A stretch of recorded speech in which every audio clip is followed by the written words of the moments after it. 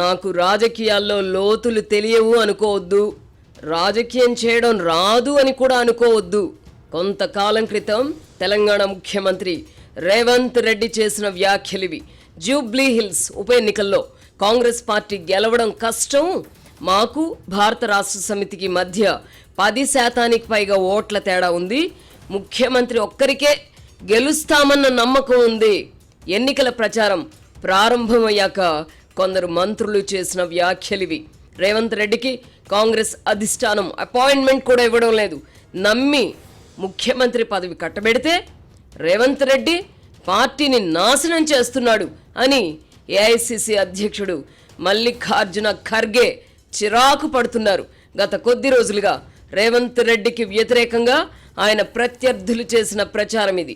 ఇప్పుడు Jubilee hills ఫలితం వెల్లడైంది. ఈ ఉప ఎన్నికలో కాంగ్రెస్ పార్టీ అనూహ్యంగా దాదాపు 51% ఓట్లు సాధించింది. దాదాపు 25,000 ఓట్ల మెజారిటీతో కాంగ్రెస్ అభ్యర్థి నవీన్ యాదవ్ విజయం సాధించారు. తనకు రాజకీయాల్లో లోతులు తెలియవని హేళన చేసిన వారికి ముఖ్యమంత్రి రేవంత్ రెడ్డి ఈ విజయం ద్వారా తానేమిటో సమాధానం చెప్పారు. బీహార్ అసెంబ్లీ ఎన్నికల్లో కాంగ్రెస్ పార్టీ దాదాపుగా మట్టి కరిచిన తెలంగాణలోని జూబ్లీ హిల్స్ ఉప ఎన్నికలో భారీ మెజారిటీ సాధించడం ద్వారా రాజకీయాలు చేయడంలో తాను ఆరితేరానని రేవంత్ రెడ్డి రుజువు చేసుకున్నారు. గత శాసనసభ ఎన్నికల్లో హైదరాబాద్ మహానగరంలో కాంగ్రెస్ పార్టీ చతికిల పడిన విషయం తెలిసిందే. అంతకు ముందు జరిగిన గ్రేటర్ మున్సిపల్ ఎన్నికల్లో కాంగ్రెస్ ఓటు బ్యాంకు 10% దిగువకు పడిపోయింది. పార్టీ కార్యకర్తలు చెల్లాచెదురయ్యారు. ఈ నేపథ్యంలో భారత రాష్ట్ర సమితి ఎమ్మెల్యే మాగంటి గోపీనాథ్ మరణంతో వచ్చిన ఉప ఎన్నిక ముఖ్యమంత్రి నాయకత్వ పటిమకు అగ్ని పరీక్షగా మారింది. గోపీనాథ్ భార్యకు బీఆర్ఎస్ టికెట్ ఇచ్చినందున సానుభూతి కూడా తోడై ఆ పార్టీనే గెలుస్తుందని విశ్లేషకులు కూడా భావించారు. సంస్థాగతంగా బలహీనంగా ఉన్న కాంగ్రెస్ పార్టీకి ఓటమి తప్పదని, అదే జరిగితే పార్టీలో ప్రభుత్వంలో రేవంత్ రెడ్డి బలహీన పడతారని చాలా మంది భావించారు. ఈ నేపథ్యంలోనే ముఖ్యమంత్రి రేవంత్ రెడ్డి తనలోని రాజకీయ చతురతను ప్రదర్శించారు.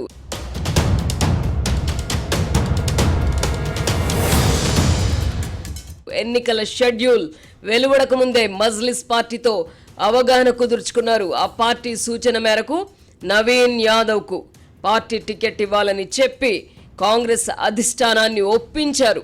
జూబ్లీహిల్స్ అభ్యర్థి విషయమై మీడియాలో వచ్చిన ఊహాగానాలతో నిమిత్తం లేకుండా నవీన్ యాదవ్ అభ్యర్థిత్వాన్ని సైలెంట్గా చాలా ముందుగానే ఖరారు చేయించుకున్నారు. ఎన్నికల నోటిఫికేషన్ వెలువడక ముందే పార్టీ అభ్యర్థిని ఖరారు చేయించడం రేవంత్ సాధించిన తొలి విజయం. అధిష్టానం సూచన మేరకు క్షేత్రస్థాయిలో పనిచేసుకోవాల్సిందిగా నవీన్ యాదవ్కు ముఖ్యమంత్రి సూచించారు. పార్టీలో చాలా మందికి ఈ విషయం తెలియదు. గత అసెంబ్లీ ఎన్నికల్లో జూబ్లీ హిల్స్ నుంచి పోటీ చేసిన అజారుద్దీన్ అడ్డుపడకుండా ఉండడానికై అతడిని మంత్రివర్గంలోకి తీసుకోవడానికి అనుమతించాలని పార్టీ అధిష్టానానికి చెప్పి ఒప్పించుకున్నారు. తాము సూచించిన అభ్యర్థికే కాంగ్రెస్ పార్టీ టికెట్ ఇవ్వడంతో మజ్లిస్ పార్టీ ఎన్నికల్లో గట్టిగా పనిచేసింది. జూబ్లీహిల్స్ నియోజకవర్గంలో ముస్లిం ఓటర్లు గణనీయంగా ఉన్న విషయం తెలిసిందే.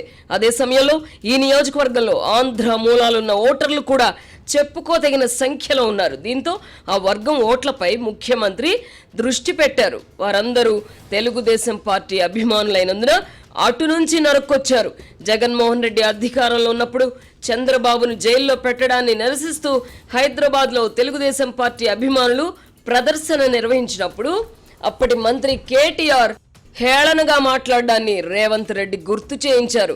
బీఆర్ఎస్కు ఓటు వేస్తే జగన్మోహన్ రెడ్డికి బలం చేకూర్చినట్టేనని ఆంధ్ర మూలాలున్న ఓటర్లలో విస్తృతంగా ప్రచారం చేయించారు. తాను ముఖ్యమంత్రినని ఉప ఎన్నిక కోసం ప్రచారం చేయడం ఏమిటి అని భావించకుండా కాలికి బలపం కట్టుకొని విస్తృతంగా ప్రచారం చేశారు. మొత్తంగా సామధాన భేద దండోపాయాలను ప్రయోగించి బీఆర్ఎస్ సీటును కాంగ్రెస్ ఖాతాలోకి వేసుకున్నారు. అది కూడా 25,000 మెజారిటీతో.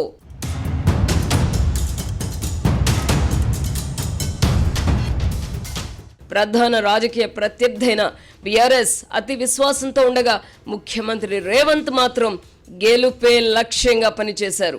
మంత్రులు, ఎంపీలు, ఎమ్మెల్యేలను కార్యక్షేత్రంలో మోహరింపజేశారు.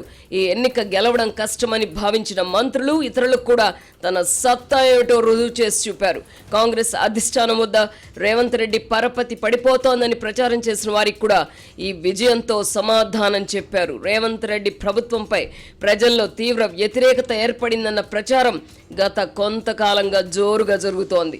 ఈ పరిస్థితుల్లో ఈ ఘన విజయం కాంగ్రెస్ పార్టీకేమో గాని రేవంత్ రెడ్డి ప్రతిష్ట అమాంతం పెరగడానికి దోహదం చేసింది. ఇటు ప్రభుత్వంలో అటు పార్టీలో రేవంత్ పట్టు సడలుతోందన్న అభిప్రాయం కూడా ఈ మధ్యకాలంలో బలంగా వినిపించింది. వైఎస్ రాజశేఖర్ రెడ్డి వలె రేవంత్ రెడ్డి పార్టీ పైన ప్రభుత్వం పైన పట్టు సాధించలేకపోయారన్న అభిప్రాయం కూడా వ్యాపించింది. నిజానికి రాజశేఖర్ రెడ్డి నాటి పరిస్థితులు వేరు, ఇప్పుడు పరిస్థితులు వేరు. అప్పట్లో కాంగ్రెస్ పార్టీ కేంద్రంలో అధికారంలో ఉంది, జాతీయ స్థాయిలో పార్టీ బలంగా ఉంది. కేంద్రంలో అధికారంలో ఉన్నందున పార్టీ అధిష్టానం మాటకు తిరుగు లేకుండా ఉండింది. దీంతో అధిష్టానం ఆశీస్సులతో రాజశేఖర్ రెడ్డి బలంగా ఎదిగారు. ఇప్పుడు కాంగ్రెస్ పార్టీ పరిస్థితి అందరికీ తెలిసిందే. 11.5 ఏళ్లుగా కేంద్రంలో అధికారానికి దూరంగా ఉంది. 2-3 రాష్ట్రాలు మినహా అన్ని చోట్ల అధికారాన్ని కోల్పోయింది. పార్టీ అధిష్టానానికి దశ దిశ లేకుండా పోయింది. అధిష్టానాన్ని లెక్క చేసే స్థితిలో రాష్ట్రాల నాయకులు లేరు. బీహార్ ఫలితాల తర్వాత కాంగ్రెస్ పరిస్థితి మరింత దీనంగా మారే అవకాశాలు లేకపోలేదు. ఈ నేపథ్యంలో కాంగ్రెస్ పార్టీలోకి కొత్తగా వచ్చిన ముఖ్యమంత్రి అయిన రేవంత్ రెడ్డి పార్టీ పైన, ప్రభుత్వం పైన పట్టు సాధించడం ఆషామాషి విషయం కాదు. ఆయన ముఖ్యమంత్రి కావడమే పెద్ద విజయం.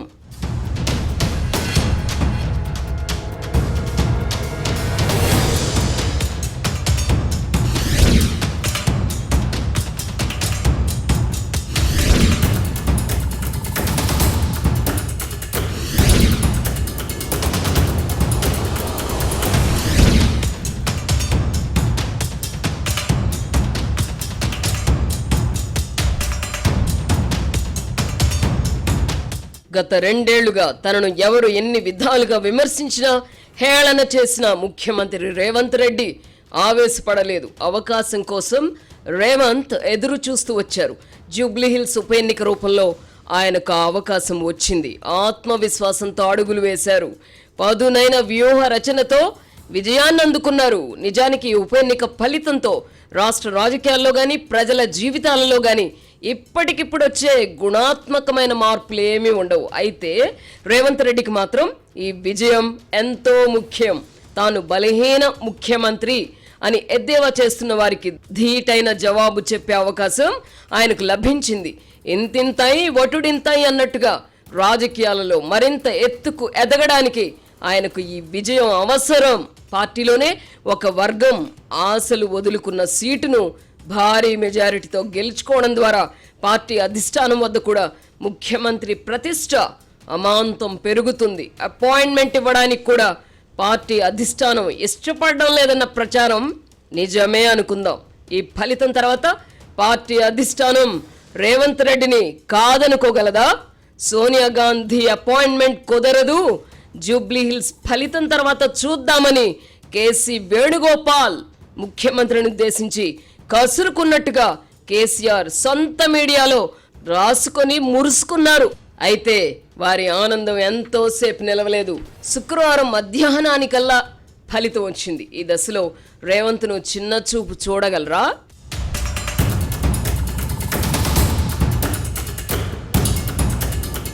బీహార్ ఫలితాల తర్వాత కాంగ్రెస్ అధిష్టానంపైనే ఆ పార్టీ నాయకులు, శ్రేణులకు నమ్మకం పోయే పరిస్థితి ఏర్పడింది. జూబ్లీ హిల్స్లో ఓడిపోయి ఉంటే రేవంత్ రెడ్డి ప్రభుత్వం కూలిపోయి ఉండేదని చెప్పలేం. కాకపోతే పార్టీలో, ప్రభుత్వంలో ఆయన పరిస్థితి మరింత బలహీనపడేది. పార్టీలోని ఆయన ప్రత్యర్థులు కూడా జూలు విదిలించేవారు. ఇప్పుడు ముఖ్యమంత్రికి ఆ బెడద లేదు. రేవంత్ రెడ్డి అల్లాటప్పాగా గాలి కొట్టుకొచ్చిన ముఖ్యమంత్రి కాదు, శక్తివంతమైన నాయకుడు అని తనను అందరూ గుర్తించేలా ఆయన చేసుకోగలిగారు. ఒక్క మాటలో చెప్పాలంటే రేవంత్ రెడ్డి నాయకత్వానికి ఇటు ప్రభుత్వంలో అటు పార్టీలో ఇప్పట్లో తిరుగుండదు. ప్రభుత్వంలోనే కాదు, పార్టీలోనూ క్రమశిక్షణ నెలకొల్పే శక్తి రేవంత్ రెడ్డికి ఇప్పుడు లభిస్తుంది. అధిష్టానం వద్ద ఆయన మాటే చెల్లుబాటు అవుతుంది. కాంగ్రెస్ పార్టీ మహా అయితే 5-6 వేల కంటే మెజారిటీ దాటదని విశ్లేషకులు కూడా భావించారు. 2023 ఎన్నికల్లో కాంగ్రెస్ పార్టీకి జూబ్లీ హిల్స్లో వచ్చిన ఓట్లు 35% మాత్రమే. బీఆర్ఎస్కు దాదాపు 44% ఓట్లు వచ్చాయి. అంటే కాంగ్రెస్ కంటే దాదాపు 9% అధికం. గత ఎన్నికల్లో భారతీయ జనతా పార్టీకి 14% పైగా ఓట్లు వచ్చాయి. ఇప్పుడు 9% లోపే. ఈసారి బీజేపీ డిపాజిట్ కూడా కోల్పోయింది. 2023 ఎన్నికలతో పోల్చితే కాంగ్రెస్ పార్టీకి దాదాపు 16% ఓట్లు అధికంగా వచ్చాయి. అప్పటితో పోల్చితే బీఆర్ఎస్ బీజేపీలకు కలిపి 11% ఓట్లు తగ్గాయి. ఇవన్నీ కాంగ్రెస్కు బదిలీ అయ్యాయని భావించాలి. గత ఎన్నికల్లో మజ్లిస్ పోటీ చేయగా ఇప్పుడు ఆ పార్టీ కాంగ్రెస్కు మద్దతు ప్రకటించింది. దీంతో మరో 5% ఓట్లు కాంగ్రెస్కు కలిసి వచ్చాయి. అధికారంలో ఉన్న పార్టీలకు ఉప ఎన్నికల్లో కొన్ని అనుకూలతలుంటాయి. వాటన్నింటినీ పరిగణలోకి తీసుకున్నప్పటికీ కాంగ్రెస్ పార్టీకి 51% ఓట్లు లభించడం విశేషమే అని అంగీకరించాలి. ఉప ఎన్నికల్లో అధికార పార్టీకి 5% వరకు అనుకూలతల వల్ల లబ్ధి చేకూరుతుంది. కాంగ్రెస్కు 16% వరకు మెజారిటీ వచ్చినందున ఆ పార్టీ విజయాన్ని గుర్తించవలసిందే.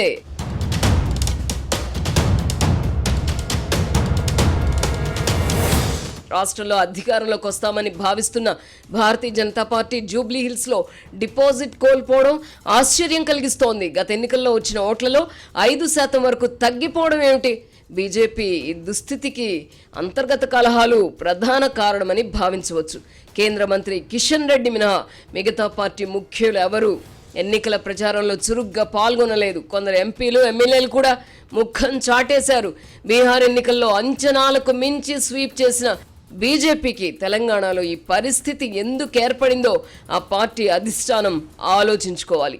ఉత్తరాదిన తిరుగులేని శక్తిగా ఎదిగిన బీజేపీ దక్షిణాదిలో ఎందుకు ఆపసోపాలు పడుతోందో ఆలోచించుకోవాలి.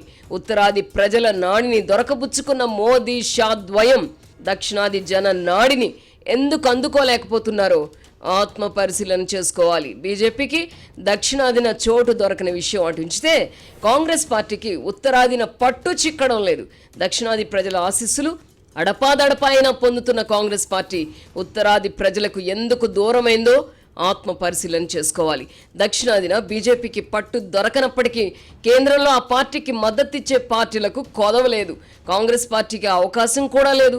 బీహార్ ఫలితాలు చూశాక ఇండియా కూటమిలోని పార్టీలు కూడా కాంగ్రెస్కు దూరం కావచ్చు. కాంగ్రెస్ పార్టీ బతికి బట్ట కట్టాలంటే ఆ పార్టీకి కాదు, ఆ పార్టీ అధిష్టానానికి కాయకల్ప చికిత్స జరగాలి. కళ్ళెదురుగా పతనమైన పార్టీల నినాదాలు విధానాలను అందిపుచ్చుకోవడమే ఆ పార్టీ అధిష్టానం చేస్తున్న ఘోర తప్పిదం. కాంగ్రెస్ నాయకత్వం వైఖరిలో మార్పు రానంత వరకు ప్రధాని నరేంద్ర మోదీ నాయకత్వానికి తిరుగుండదు. ఆయన అంతటా ఆయనకు విసుగొచ్చి ప్రధానమంత్రి పదవి నుంచి తప్పుకుంటే తప్ప మోదీని సమీప భవిష్యత్తులో కాంగ్రెస్ పార్టీ గాని మరొక పార్టీ గాని ఓడించలేదు. మహాభారతంలో భీష్ముడికి తన చావుకు తానే ముహూర్తం పెట్టుకునే వరం ఉన్నట్టుగా వర్తమాన రాజకీయాలలో నరేంద్ర మోదీ కూడా పదవి విరమణ ఎప్పుడు చేయాలి అన్నది తానే నిర్ణయించుకునే విధంగా అలాంటి వరమే పొందారేమో.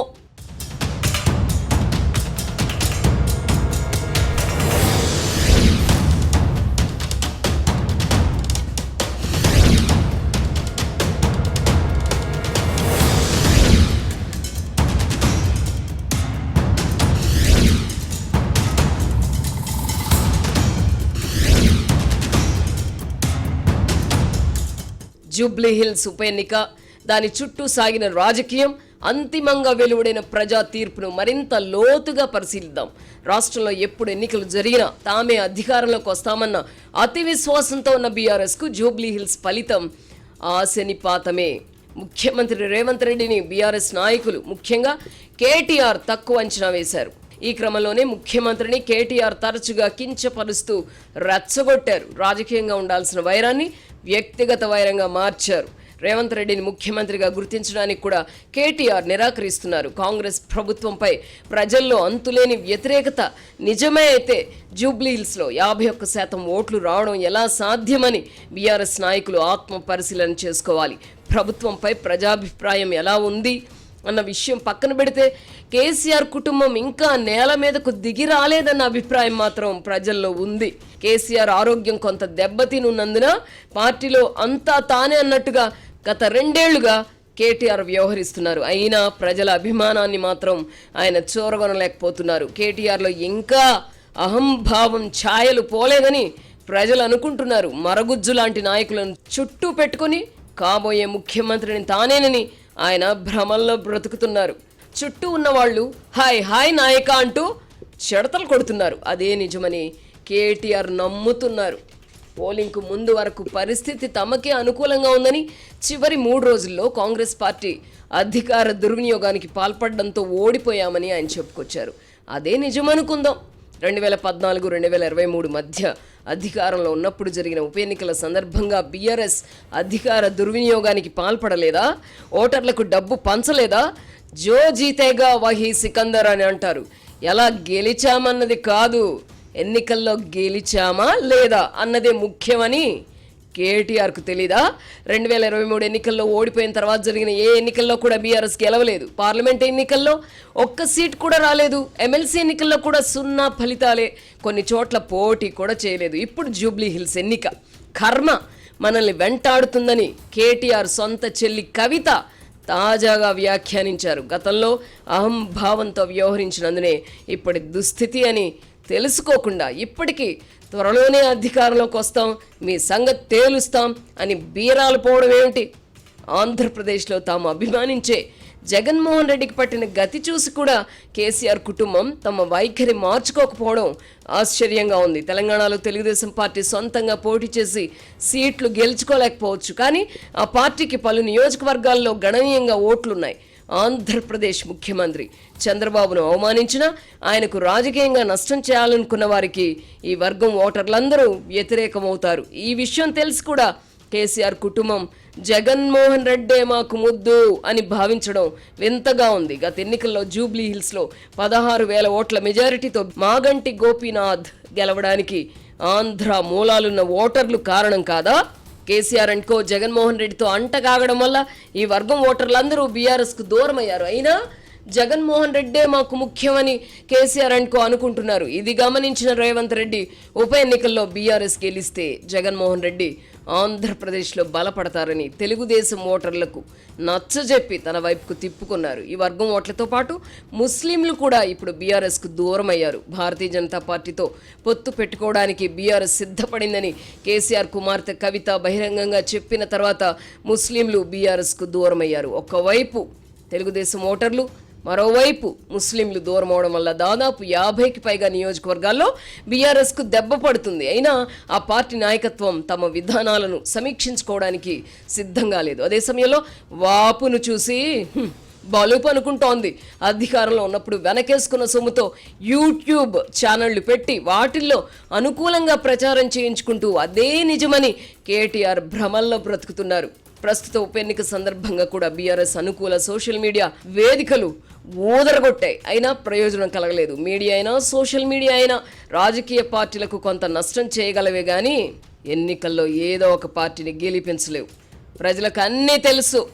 ఆంధ్రప్రదేశ్లో జగన్మోహన్ రెడ్డి కూడా సోషల్ మీడియా వారియర్స్ను నమ్ముకొని 11 సీట్లకు పరిమితమయ్యారు. కేటీఆర్ ఇదే వైఖరితో ఉంటే భవిష్యత్తులో కూడా ఫలితాలు ఇంతకు భిన్నంగా ఉంటాయని భావించలేం. కేసీఆర్ ఆరోగ్యం ఉన్నంత వరకు బీఆర్ఎస్ మనుగడకు ఢోకా ఉండదు. ఏ కారణం వల్లనైనా కేసీఆర్ క్రియాశీలంగా వ్యవహరించలేకపోతే బీఆర్ఎస్ పరిస్థితి ఏమిటి అన్నది ఇప్పుడు ఆ పార్టీ శ్రేణులను వేధిస్తున్నది. దేనికైనా కాలమే సమాధానం చెబుతుంది. కవిత అన్నట్టుగా బీఆర్ఎస్ను, ముఖ్యంగా కేటీఆర్ను కర్మ వెంటాడుతోందని ప్రస్తుతానికి సరిపెట్టుకుందాం. ఇప్పుడు ముఖ్యమంత్రి రేవంత్ రెడ్డి విషయానికి వద్దాం. ఇల్లలకగానే పండగ కాదు, ఒక ఉప ఎన్నికను సర్వశక్తులు వడ్డీ గెలవచ్చు కాక అంత మాత్రాన అంత పచ్చగా ఉందని భావిస్తే పప్పులో కాలు వేసినట్టే. రాజకీయ పరీక్షలో ప్రస్తుతానికి రేవంత్ రెడ్డి పాస్ అయ్యారు. ఇకపై జనాభిమానాన్ని చూరగొనడానికి ఆయన ప్రయత్నించాలి. ప్రభుత్వంపై ప్రజల్లో విశ్వసనీయత పెంచేలా ఆయన వెంటనే చర్యలు తీసుకోవాలి. పార్టీలో క్రమశిక్షణ నెలకొల్పడానికి ఇంతకంటే మంచి అవకాశం మళ్ళీ ఆయనకు లభించదు. ప్రస్తుత పరిస్థితుల్లో కాంగ్రెస్ అధిష్టానం కూడా రేవంత్ రెడ్డికి స్వేచ్ఛ ఇవ్వవచ్చు. ఈ 2 ఏళ్ల పాలనలో మంచి చెడులను ఆయన ఇప్పుడు సమీక్షించుకోవాలి. హైదరాబాద్ మహానగరంలో మధ్యతరగతి ఆ పై వర్గాల ప్రజల్లో ప్రభుత్వం పట్ల వ్యతిరేకత ఉంది. గణనీయమైన సంఖ్యలో అసెంబ్లీ సీట్లున్న హైదరాబాద్ ప్రజల మనసు గెలుచుకోవడంపై ఆయన దృష్టి పెట్టాలి. ఉప ఎన్నిక అంటే పార్టీ యంత్రాంగం అంతా మోహరిస్తుంది. సాధారణ ఎన్నికల్లో అలా చేయడం సాధ్యం కాదు. వనరులు కూడా అంతంత మాత్రంగానే ఉంటాయి. గ్రామీణ ప్రాంతాల్లో కూడా ప్రభుత్వంపై కొంత వ్యతిరేకత ఉంది. సాధారణ ఎన్నికలకు ఇంకా 3 ఏళ్ల వ్యవధి ఉన్నందున పరిస్థితిని అధిగమించడానికి అవకాశం లేకపోలేదు. హైదరాబాద్లో జూబ్లీ హిల్స్ వంటి స్థానాన్ని గెలుచుకోగలిగిన ముఖ్యమంత్రికి రాష్ట్రంలోని మిగతా నియోజకవర్గాల ప్రజల మనోగతం తెలియదని అనుకోలేం.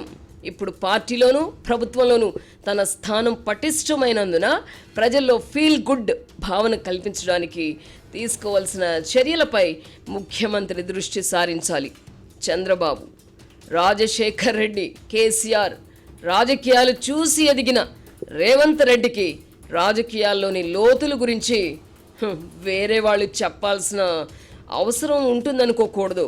ప్రస్తుతానికి ముఖ్యమంత్రికి బెస్ట్ ఆఫ్ లక్ చెప్దాం. జూబ్లీ హిల్స్లో లభించిన విజయంతో మరింత మెరుగైన పాలన అందిస్తారని ఆశిద్దాం.